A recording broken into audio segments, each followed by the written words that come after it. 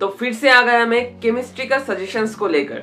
I think आप लोगों ने फिजिक्स एंड बायोलॉजी के सजेशंस के बारे में देख चुके हो, जो मस्ट डू टॉपिक्स है आपका बायोलॉजी एंड फिजिक्स में करने के लिए। अगर वो आप कर जाओ तो बायो में आसानी से आप लोग 320 स्कोर कर सकते हो, फिजिक्स में 100 स्कोर कर सकते हो। और अगर ये वाला फॉर्मूला और ये वाला तुक्का आप लोग फॉलो करते हो तो no one can stop you to crack NEET with 140 marks in chemistry. तो चलिए उसी के बारे में डिस्कस कर लेते। मैं जानता हूँ इस टाइम पे बहुत सारे स्टूडेंट्स डिप्रेशन में चले गए हो। बहुत सारे स्टूडेंट्स क्या कर रहे हो, आप लोग पढ़ ही नहीं रहे हो। ऑलरेडी पबजी भी बैन हो चुका है, इसलिए टाइम ही नहीं गुजर रहा है। एंड ऑब्वियसली आप लोगों को ये लग रहा है मैं तो नीट क्रैक कर ही नहीं पाऊंगा। अरे भाई लोग, आपके पास अभी भी 5 to 6 डेज बाकी है। मैंने एक चीज क्या कहा था, क्या सिखाया था आप लोगों को, अगर आवर्स भी ना बचे तो मिनट को काउंट करो, मिनट भी ना बचे तो सेकंड्स को, सेकंड्स भी ना बचे तो मिली सेकंड्स को, क्योंकि एक एक सेकंड, एक एक मिली सेकंड आपका 4 मार्क्स इंक्रीज और डिक्रीज कर सकते हैं एग्जामिनेशन हॉल में। आई थिंक आप लोग अच्छे से पढ़ाई कर रहे हो। जो जो सजेशन मैंने दिया था पिछले वाले वीडियो में, आई बटन पे जाओ, लिंक दिया हुआ है, देख सकते हो कौन कौन सा सजेशंस के बारे में बात कर रहा हूँ। उस रूटीन को, उस शेड्यूल को आप लोग फॉलो कर रहे हो ताकि एग्जामिनेशन हॉल में आपका कोई प्रॉब्लम ना हो। ठीक है, तो और ज्यादा कुछ नहीं बता रहा हूँ, तो चलिए स्टार्ट करते हैं हमारा केमिस्ट्री का सजेशन। तो पहले ही जिस टॉपिक को लेकर हम लोग डिस्कस करेंगे वो है इनऑर्गेनिक केमिस्ट्री। इनऑर्गेनिक केमिस्ट्री क्यों? क्योंकि इनऑर्गेनिक केमिस्ट्री आप सभी लोग समझते हो बहुत ही कठिन होता है, बहुत ही टफ होता है, लेकिन I think inorganic chemistry is one of the most easiest. अगर आप अच्छे से पढ़ो, प्रीवियस ईयर क्वेश्चंस करो, कॉन्सेप्ट अच्छे से रट लो और ध्यान में रखो कुछ कुछ पर्टिकुलर पॉइंट, तो आपको इनऑर्गेनिक केमिस्ट्री अच्छे से याद हो जाएगा। तो यहाँ पर मैं इनऑर्गेनिक केमिस्ट्री का जो जो चैप्टर्स आपको पढ़ना ही होगा वो मैं बताने जा रहा हूँ। ठीक है, हाइड्रोजन से लगभग एक क्वेश्चन हर एक साल आता है। नेक्स्ट वीडियो में मैं हाइड्रोजन के ऊपर नोट्स आपको प्रोवाइड कर दूंगा। तो obviously don't forget to subscribe my channel, hit the bell icon to get that notification. ठीक है, हाइड्रोजन से एक क्वेश्चन आ ही जाता है। हाइड्रोजन तो हो गया ग्रुप 1 and 2, मतलब एस ब्लॉक। हम क्या करते हैं, हम लोग पी ब्लॉक के ऊपर इतना ध्यान दे देते हैं कि हम लोग भूल ही जाते हैं एस ब्लॉक कुछ है। लेकिन S block is one of the most important. लगभग हर एक साल एक क्वेश्चन आता है जहां पर आप लोगों को पूछा जाता है मेटल्स का क्रोनोलॉजी, एसिडिटी, बेसिसिटी के ऊपर chronology, electron affinity, electron gain, enthalpy, इसके ऊपर क्रोनोलॉजी।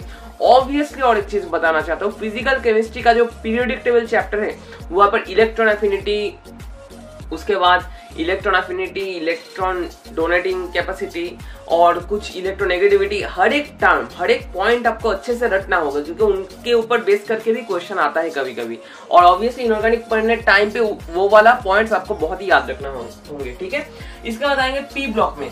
सभी लोग कहते हैं बोरोन कार्बन इंपॉर्टेंट है, मैं समझता हूँ बोरोन कार्बन इंपॉर्टेंट है, लेकिन उससे भी ज्यादा इंपॉर्टेंट है आपका ग्रुप 18। क्योंकि ग्रुप 18 में जो आपका है, क्या है ग्रुप 18 में, नोबेल गैसेस, वो जो कंपाउंड्स क्रिएट करते हैं वो डायरेक्टली लिंक्ड है किसके साथ, मॉलिक्यूलर बॉन्डिंग के साथ, मॉलिक्यूलर बॉन्डिंग के साथ। ठीक है, तो इसके बाद आते हैं हम ग्रुप 17 में, जहां पर आपको फ्लूरीन, क्लोरीन, ब्रोमीन, आयोडीन, एस्टिडीन पढ़ना पड़ेगा। यहाँ पर एक इंपॉर्टेंट क्वेश्चन होता है फ्लूरीन एंड क्लोरीन के ऊपर बेस करके। ठीक है, किसका साइज ज्यादा है, किसका इलेक्ट्रोनेगेटिविटी ज्यादा कम है, ये पॉइंट को याद रखना है। इसका इलेक्ट्रोनेगेटिविटी का मतलब ग्रुप 17 के इलेक्ट्रोनेगेटिविटी का जो एक्सेप्शन देखा जाता है और इलेक्ट्रॉन एफिनिटी का जो एक्सेप्शन देखा जाता है, ये आपको याद रखना होगा।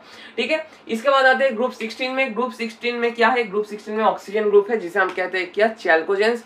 ऑक्सीजन ग्रुप में ज्यादा कुछ इंपॉर्टेंट नहीं है, लेकिन सल्फर, सल्फर मतलब जो सल्फ्यूरिक एसिड का जो sulphuric acid and obviously sulphate का जो डिफरेंट फॉर्म होता है ना, मतलब इस तरह से कुछ SO4, उसके बाद एस, ये सब एसिड, ये आपको ध्यान में रखना होगा। ठीक है, बाद में और एक वीडियो में मैं बता दूंगा, लेकिन सल्फर का जो दिया हुआ है एक एक चीज वो आपको याद रखना होगा। यहाँ पर मैं दिखा रहा हूँ आपको एनसीईआरटी से, ये वाला पोर्शन, सल्फर का ये वाला पोर्शन आपको याद रखना होगा। एक एक स्ट्रक्चर का नाम क्या है ये आपको याद रखना होगा। ठीक है, सल्फर तो हो गया। इसके बाद आते हैं ग्रुप 15 में। ग्रुप 15 में भी सेम चीज हम लोग पाएंगे फॉस्फोरस के साथ। ठीक है, फॉस्फोरस बहुत इंपॉर्टेंट है ग्रुप 15 से। तो ऑब्वियसली बता दिया आपको, ग्रुप 17 से फ्लोरीन, क्लोरीन, 16 से sulphur, sulphuric acid and group 15 से फॉस्फोरस। एंड ऑब्वियसली नाइट्रोजन का, प्योर नाइट्रोजन का प्रिपरेशन आपको याद रखना होगा। ठीक है, प्योर नाइट्रोजन का लिख रहा हूँ, प्रिपरेशन ऑफ नाइट्रोजन, मतलब प्योर फॉर्म में किससे करते हैं, एजाइड से हम लोग करते हैं, ठीक है। कोई मेटल एजाइड से करते हैं, Na3 समथिंग कुछ इस तरह से, ठीक है। सॉरी एजाइनेट।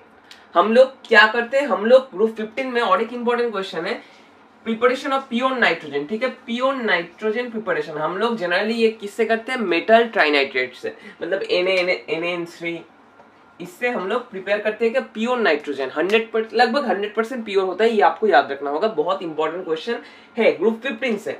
इसके बाद आते हैं मेटलर्जी से। मेटलर्जी से कुछ नहीं करना होगा, प्रीवियस ईयर क्वेश्चंस देख लो, एंड जो टाइप्स होते हैं ओर्स, मतलब एक एक मेटल्स एक एक ओर्स कौन कौन सा है ये आपको याद रखना होगा, कि चार्ट कर लो आप लोग, बहुत काम में आएगा।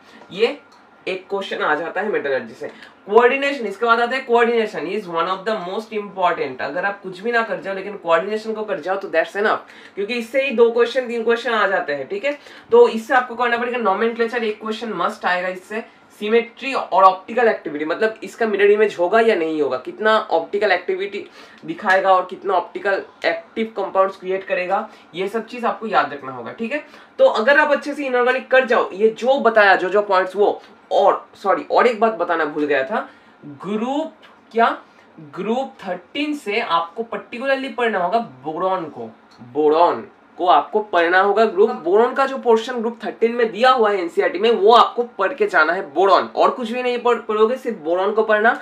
एंड ऑब्वियसली ग्रुप 14 से आपको पढ़ना होगा सिलिकॉन, ठीक है। सिलिकॉन, आप लोग कहोगे भैया कार्बन क्यों नहीं, सिलिकॉन को देखोगे लास्ट में, सिलिकेट जो फॉर्मेशन होता है, silicate formation is one of the most important thing. Silicate formation आपको देखना है, and obviously fullerene formation, fullerene carbon से जो फुलेरिन क्रिएट होता है, उसमें बड़ा वाला फुलेरिन में कितना रिंग होते हैं ये आपको याद रखना होगा, ठीक है। एनसीईआरटी ढूंढ लो, पा जाओगे, ठीक है। तो एनसीईआरटी इनऑर्गेनिक से आप लोग को सिर्फ और सिर्फ ये करना होगा जो चार्ट में मैंने बता दिया। तो अगर आप ये करके जाओ तो कितना क्वेश्चन आप लोग अटेंड कर सकते हो, 1 2 3 4 5 6 7 8 9 10, लगभग 10, मैं गेस कर रहा हूँ 8 से 10 क्वेश्चन आप लोग कर सकते हो, अगर मैंने जो सजेशन दिया है यहाँ पर, ये आप फॉलो करो इनऑर्गेनिक केमिस्ट्री में, ठीक है। तो आई थिंक आप लोग फॉलो करोगे, 8 से 10 क्वेश्चन आपके पॉकेट में होंगे।